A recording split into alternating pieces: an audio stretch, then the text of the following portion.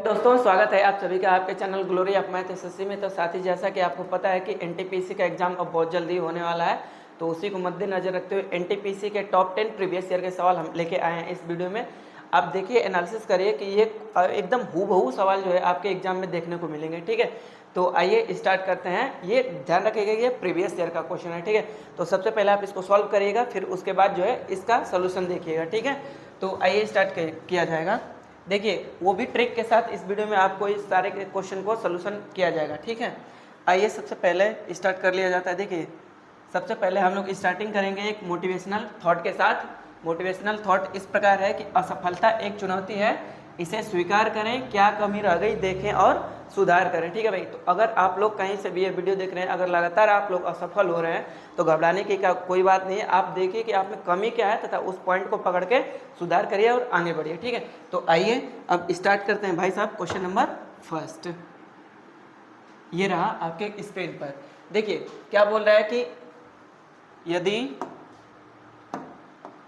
देखिए A B C D एक चक्रीय चतुर्भुज है और ए बी सी एक समबाहु त्रिभुज है, तो कोण सी डी ये का मान बताइए। ये आरआरबी एनटीपीसी में आया है। देखिए, चक्रीय चतुर्भुज किसे कहते हैं? वृत्त में अगर एक कोई चतुर्भुज रहता है तो उसको हम लोग चक्रीय चतुर्भुज कहते हैं। इंग्लिश में इसको साइक्लिक क्वाड्रिलेटरल बोलते हैं। ठीक है, तो देखिए यहाँ से क्या बोल रहा है कि अगर एक वृत्त है, ये जो है ये वृत्त है। ठीक है, तो इस वृत्त को अगर हम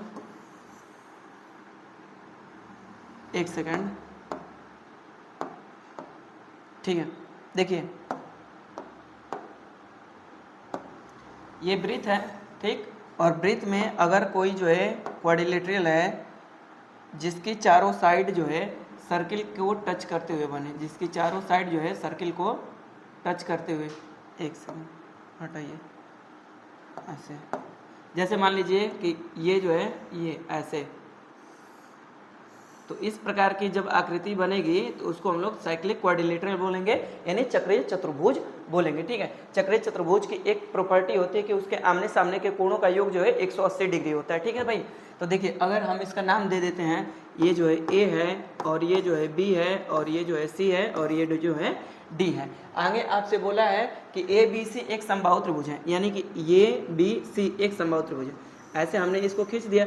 आपको भी पता है कि समबाहु त्रिभुज के तीनों कोणों का योगफल कितना होता है? 180 डिग्री होता है और प्रत्येक कोण जो है 60-60 डिग्री का होता है। ठीक है दोस्त, तो ये जो है 60 डिग्री होगा और ये भी 60 डिग्री होगा, है ना, ये भी 60 डिग्री होगा और ये भी 60 डिग्री होगा, विच मीन्स अब देखिए आगे आपसे क्या बोला है कि सी डी ए, यानी कि सी डी ए ये वाला आपसे पूछा है। अभी देखिए, अभी तो हम आपको बताए थे कि चक्रीय चतुर्भुज के आमने सामने के कोणों का युग्म जो है 180 डिग्री होता है, युग जो है 180 डिग्री। तो ये जो है 60 है, तो ये जो है कितना हो जाएगा भाई मेरे? 120 इसका करेक्ट आंसर है। ठीक है, यानी कि C option is the correct answer. Question number next ये रहा। चलिए भाई देखिए क्या बोल रहा है कि दो गोलों के आयतनों का अनुपात ज्ञात कीजिए अगर उनके वक्र पृष्ठ के क्षेत्रफलों का अनुपात 1:4 है। देखिए गोला है तो गोला का वक्र पृष्ठ का क्षेत्रफल क्या होता है? 4 पाई आर स्क्वायर होता है, 4 पाई आर स्क्वायर। ठीक है, इसको जो है R1 ले लेते हैं, इसको जो है R2 ले लेते हैं। ठीक है, R2 का होल स्क्वायर। आप देख रहे हैं कि 4 पाई कांस्टेंट है, यानी कि उनके एरिया के ये जो 1:4 है इनके वक्र पृष्ठ का क्षेत्रफल का अनुपात है। तो अगर हम यहाँ से त्रिज्या का अनुपात निकालना चाहेंगे, R1 और R2 की त्रिज्या का अनुपात, तो इसका रूट ले लेंगे, यानी 1:2 हो जाएगा। ठीक है दोस्त, अब आयतन बोला है तो गोले का आयतन क्या होता है? 4/3 पाई आर क्यूब। 4/3 तो कांस्टेंट है। ठीक है, 4/3 पाई क्या है? कांस्टेंट है। तो आर आयतन जो है किस पे डिपेंड कर रहा है? आर पे, आर क्यूब पे। ठीक है, यहाँ से ये देखिए 4/3 पाई आर क्यूब है ना, 4/3 पाई आर क्यूब। आप देख रहे हैं कि ये 4/3 पाई क्यूब, 4/3 पाई कांस्टेंट है। तो यहाँ से R1 और R2 आयतन जो है किस पे डिपेंड कर रहा है? इसके क्यूब पे। तो 1 का क्यूब 1 हो जाएगा और 2 का क्यूब 8 हो जाएगा। इसका करेक्ट आंसर है, यानी 1:8 इसका करेक्ट आंसर है। ठीक है दोस्त, उम्मीद कर रहे हैं कि आपको ये सोल्यूशन समझ में आ रहा होगा तथा आप इस वीडियो को एंजॉय भी कर रहे होंगे। ठीक है, आइए देखिए आगे क्या बोल रहा है। आगे बोल रहा है भाई साहब, आगे ये बोल रहा है कि देखिए साधारण ब्याज कितने प्रतिशत वार्षिक दर पे एक धनराशि 5 वर्ष में, देखिए ये जो है टाइम है 5 वर्ष में मूल धनराशि का बोला है ना, यानी मूल धनराशि ये है और इतना 8/5 के बराबर हो जाए, यानी आपसे टाइम पूछा है। ठीक है, देखिए यानी कि प्रिंसिपल 5 था तो 8 हो गया, यानी कि 3 का इंटरेस्ट मिल गया। ठीक है, इंटू 100 कर देंगे, अपॉन यहाँ से 5 इंटू टाइम कितना है दोस्त? टाइम है 5, ठीक है। आप लोग जानते हैं यहाँ से क्या रेट निकालना है, तो रेट का फार्मूला क्या होता है, SI × 100 अपॉन में P × T, ठीक है। अब इसी से काट लिए 25 चौके 100 हो जाएगा, चाहते हैं 12% इसका क्या हो जाएगा दोस्त, आंसर हो जाएगा, ठीक है, यानी कि डी वाला। चलिए क्वेश्चन नंबर नेक्स्ट पे आइए। देखिए ज़्यादा से ज़्यादा इस वीडियो को शेयर करिएगा भाई। देखिए क्या बोल रहा है कि 37 × 30 मीटर माप वाले एक आयताकार पार्क के अंदर की ओर एक रास्ता बना हुआ है, ठीक है, जो 570 मीटर का जगह घेरता है, यानी ये रास्ते का एरिया दे दिया आपका कितना है, 570 मीटर स्क्वायर है, ठीक है। तो वही बोल रहे कि रास्ते की चौड़ाई आपको बताइए, क्या बताना है आपको, रास्ते की चौड़ाई। आइए देखिए, ये जो है आपका एक आयताकार पार्क हो गया, ठीक है, ये आयताकार पार्क है दोस्त। अब बोल रहा है कि इसके अंदर जो है एक A मीटर चौड़ा रास्ता गया। मान लीजिए कि ये जो है चौड़ा रास्ता है, मान लीजिए कि ये A मीटर चौड़ा जो है रास्ता है, और बोल रहा है कि रास्ते का क्षेत्रफल आपको दिया है 570 सेंटीमीटर स्क्वायर मीटर स्क्वायर दिया है, ठीक है। तो आपको बताना है कि रास्ते की चौड़ाई यानी A का मान आपको बताना है, ठीक है। आइए देखिए, तो जब रास्ता अंदर होता है तो इसका एरिया निकालने का, रास्ते का क्षेत्रफल का फार्मूला होता है 2A ब्रैकेट में L + B - 2A होता है, ठीक है। तो इसको जो है हम क्या करेंगे दोस्त, इसको बाई ऑप्शन जाएंगे, क्योंकि यहाँ से जब सॉल्व करेंगे A का मान लेंगे तो क्वाड्रेटिक इक्वेशन बन जाएगा, ठीक। तो इसको हम करेंगे नहीं। अब यहाँ से देखिए, सबसे पहले इक्वल टू दे देंगे हम 570, कितना दे देंगे 570। अब आइए यहाँ से अगर आप देखते हैं, यहाँ से L + B यानी कि अगर 37 + 30 यानी कि 267 बन गया, और 67 में से हमें 57 लाना है, यानी कि यहाँ से 2 × 5 कर देंगे, ठीक। और यहाँ से इंटू A का मान जब हम 5 एज्यूम किए हैं तो 5 दूना के 10।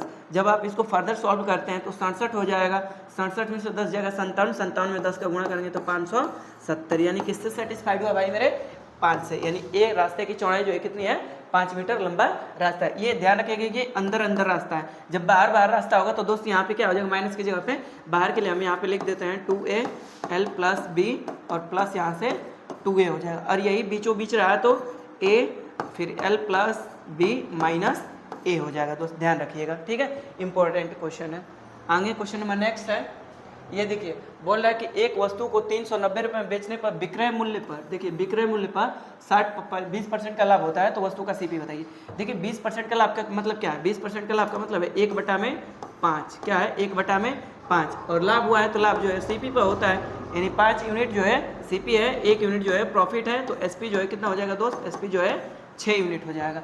यानी कि आपसे सिंपल ये पूछा है कि भाई 6 यूनिट की वैल्यू दिया है ना, 6 यूनिट की वैल्यू दिया है 390, और आपसे 5 यूनिट की वैल्यू पूछा है, तो क्या करेंगे, डिवाइड बाई 6 कर देंगे, इंटू 5 कर देंगे।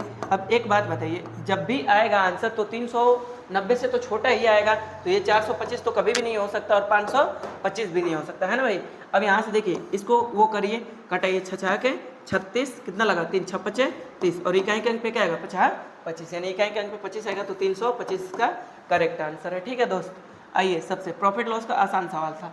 अब ये देखिए बोल रहा है कि ये संख्या दिया हुआ है, ये संख्या है सारा, ये चीज़ें संख्या है, ठीक है। आपको आरोही क्रम में लगाना है। आरोही क्रम का मतलब क्या होता है दोस्त, आरोही क्रम का मतलब है बढ़ते क्रम में, बढ़ते क्रम इंग्लिश में इसको बोलते हैं असेंडिंग आर्डर, ठीक है।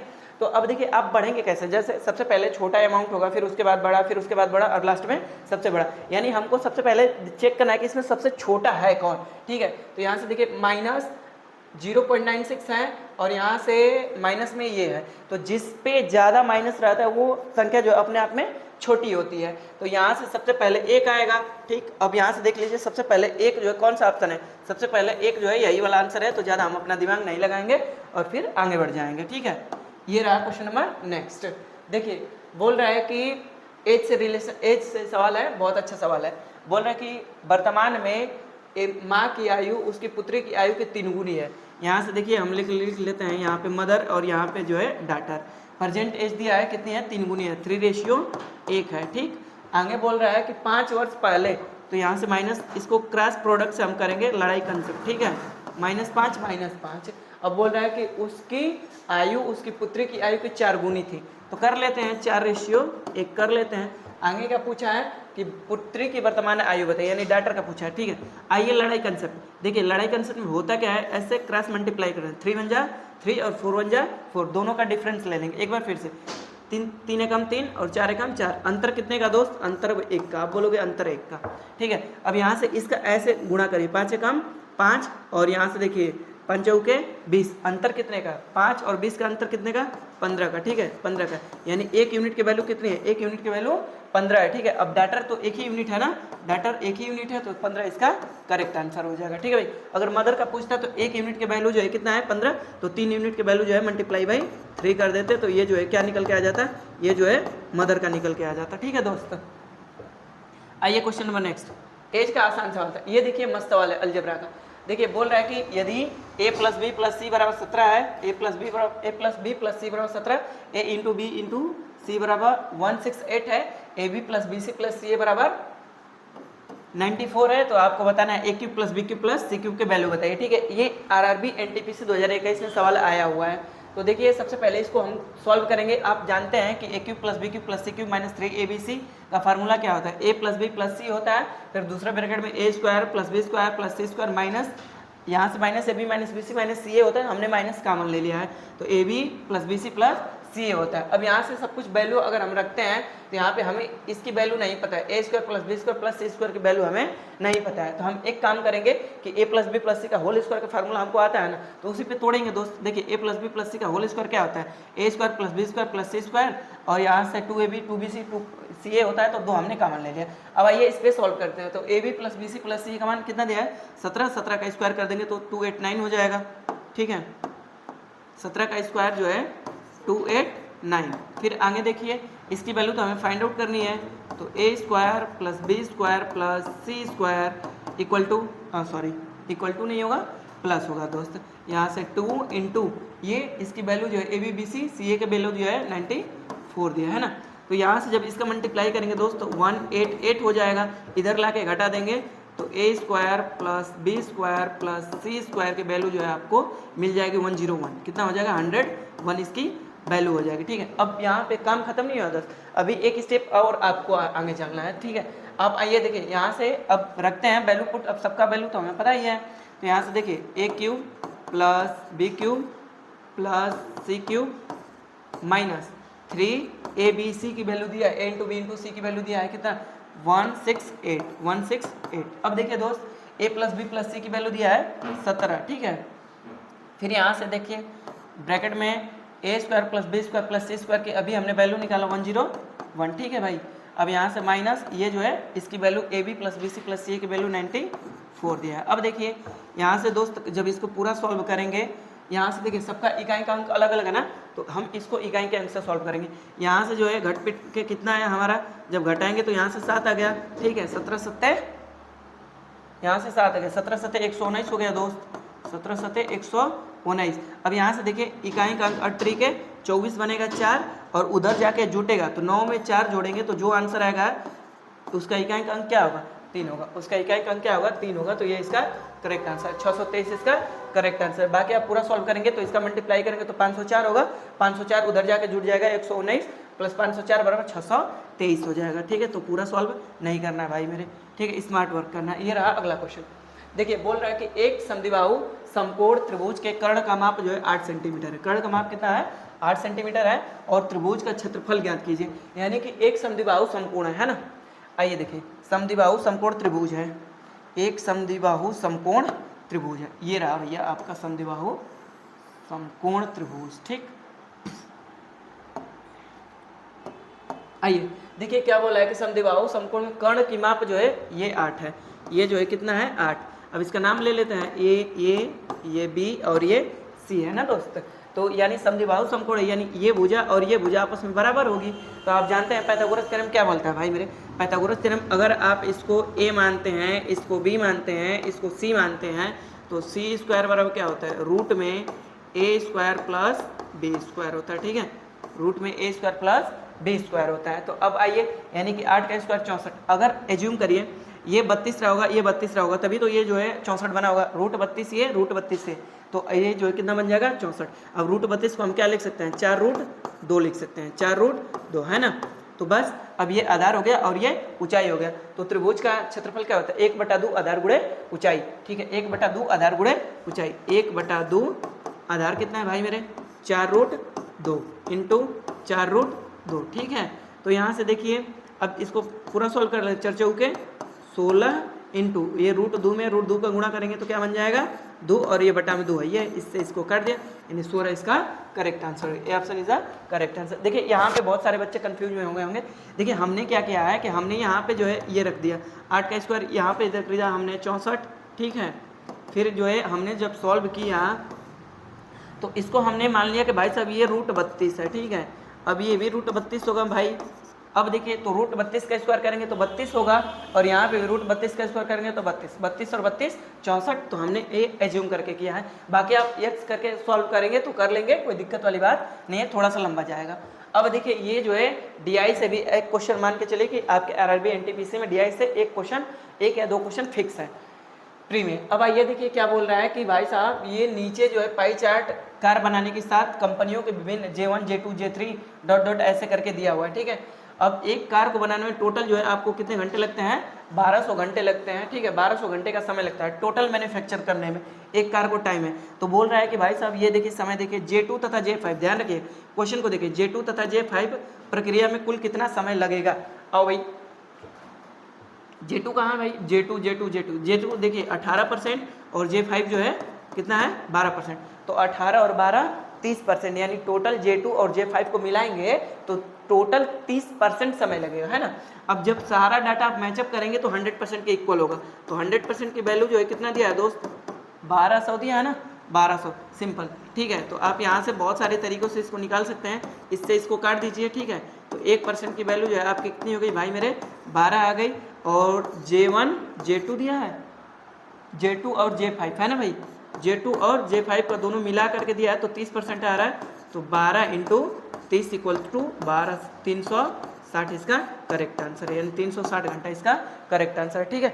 तो ऐसे ही धमाकेदार वीडियो के लिए चैनल को सब्सक्राइब कर दें तथा वीडियो को ज़्यादा से ज़्यादा शेयर करिएगा। धन्यवाद।